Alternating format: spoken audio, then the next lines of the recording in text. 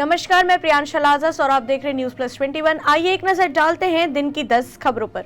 बेटे के सामने पिता की पीट कर हत्या। रायपुर में दवा व्यापारी के 2 लड़कों ने लिफ्ट लगाने वाले व्यापारी पर लात, घूंसों और डंडे से किया वार। छत्तीसगढ़ में धूमधाम से मनाई जा रही ईद, सीएम भूपेश भी कार्यक्रम में हुए शामिल। नेपाल के पब में नजर आए राहुल गांधी। बीजेपी ने वीडियो शेयर कर साधा निशाना।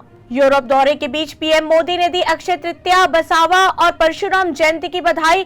शेयर किया 2020 के भाषण का वीडियो। ईद पर जम्मू कश्मीर में बिगड़े हालात।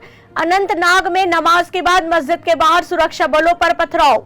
सुकेश चंद्रशेखर से जुड़े मामले में तिहाड़ जेल का एक और जेलर हुआ गिरफ्तार।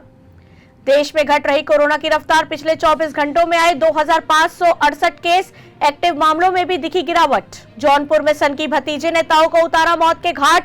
3 की हालत गंभीर। राणा दंपत्ति को अवैध निर्माण के लिए बीएमसी का नोटिस। खेसारी लाल यादव को मिली बेटी के रेप की धमकी। बिहार पुलिस से लगाई मदद की गुहार। अब आरजेडी नेता ने दिया समर्थन। ऐसे ही जानकारी के लिए देखते रहिए न्यूज प्लस 21, आपके हक की बात।